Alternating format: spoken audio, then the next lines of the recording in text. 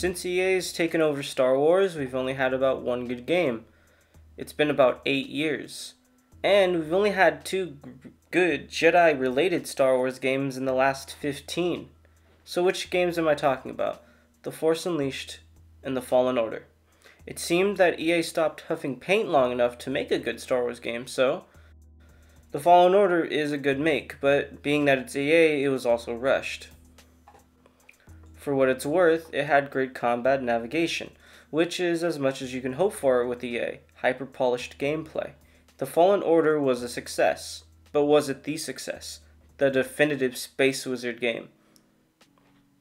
At least through the HD era. Beyond that, I might as well write a book, as the options are virtually endless, spanning decades of Star Wars media. There's tons of Star Wars Jedi games if you are talking beyond the HD era, but we're just talking HD era. So, The Force Unleashed, the first one, specifically, the better one, the one that I think is more impactful. These two games are really the only two Jedi games, one of which is franchise is dead. This franchise, with such a vast universe, has been such a prune lately with its licensing. I'm just saying, if you bought the Star Wars universe for several billion quid, get your money's worth out of it for fuck's sake. Anyways, what's similar about these games besides this? And this. Your destiny. And sometimes that.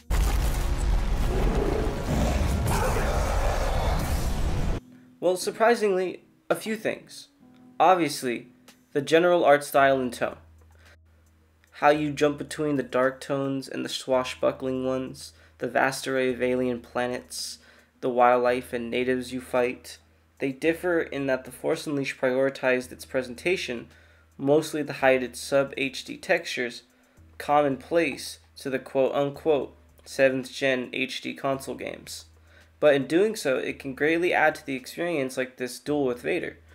Or it can take away, like when you die a lot, and the same stupid unskippable scene replays. The schematics show a series of graviton beams in that chamber. Can you find a way to activate them?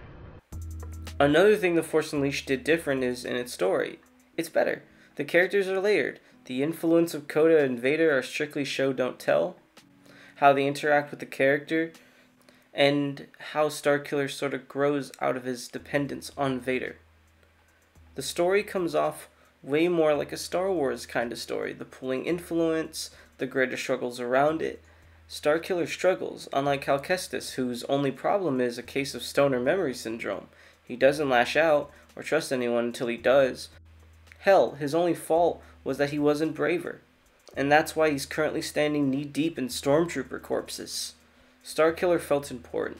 What he does felt important. He helped start the rebellion. Because you made a choice that could lead to the rebellion's beginning or to a really awesome spin-off where you play as the Dark Apprentice, climaxing in you killing the original crew and taking on Luke Skywalker as your apprentice. It's over, you rebel scum.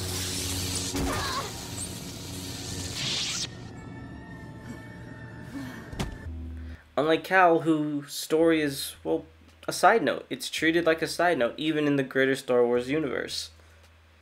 But one last thing stands out.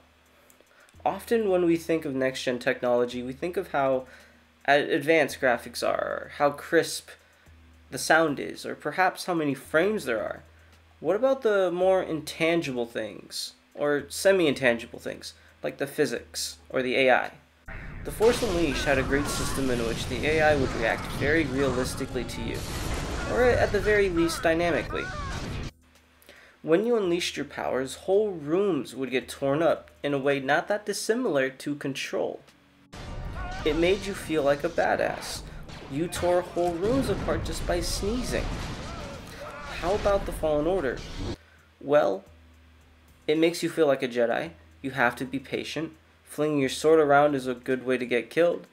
Your force powers are limited, requiring tactical application, resulting in this dance of finesse as you dodge and parry, push, slash, and almost a figure eight. You navigate the environment reminiscent to the Dagobah training scenes as you learn to naturally move with this enhanced mobility. But while there are physics apply to, say, like objects, they don't really apply to the NPCs. It's a glaring difference between these two games. The Force Unleashed's movement, on the other hand, is very basic, and the levels far more linear. The boss fights, while presented better in the Force Unleashed, play better in the Fallen Order. These boss fights function better. Some do stick out too, like the cave monster fight. But overall, due to relying strictly on function, they don't stick out in the same way the Force Unleashed does, with these climactic battles. I mean, even the climactic battles at the end of these two games, one is clearly presented in a better way than the other, even if one does play better than the other. I liked the fights in both. They were really fun. But when I tried to picture the Fallen Order's fights after the fact, I could picture the enemy I fight, but not the area in which we fought, which the setting didn't stand out. It wasn't important. But in Star Wars, the setting is important. But it's also important for a video game to be fun. So it really depends on which one you prioritize, honestly. And notice that I don't bring up customization much. Unlike pretty much everyone else who plays video games today, I generally don't care how my character looks. I like customization, but it ain't a gripe for me. That being said, the Fallen Order has way more rewards. Not necessarily good ones, though. Or better ones. Like apparel, for example. Starkiller can get new costumes, while Cal gets new ponchos and jacket colors. Cal can also get color options for his ship and droid. Everything else is really about the same in terms of customization. There's lightsabers, customizations, you get hilts, at least in the Fallen Order anyway. Cal gets a few extra customization parts for his lightsaber, while Starkiller gets an extra crystal option to enhance his lightsaber.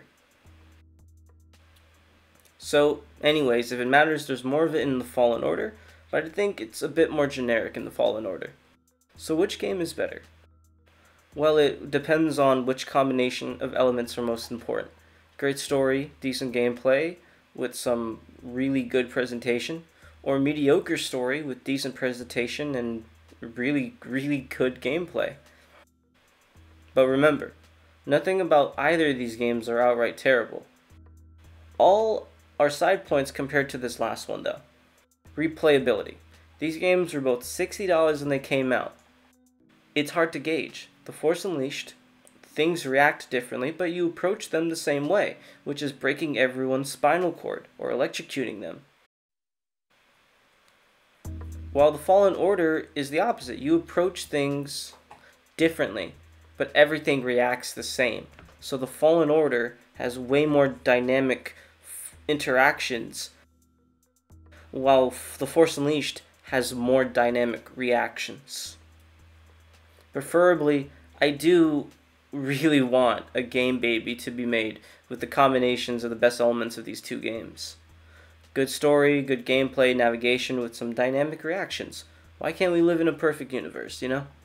But if I had to choose one, the Force Unleashed is better for me. Possibly because of nostalgia, but possibly because I enjoy those dynamic reactions. The physics, the AI, it's more novel. It defined this game better than anything in the Fallen Order. And what I mean by that is the Fallen Order was ripped out of other games. You know, parts of it were, like Sekiro, Uncharted, God of War. And this game has been essentially taped up from other games. Don't think I don't see the Force Unleashed over there copy-pasting the God of War design document as well, but at least the physics were novel, which is more than you can say about the Fallen Order. Anyway, they're both great games and worth the buy, worth the playthrough. Tell me why you might disagree and why you might agree. Like, comment, sub. Have a good day.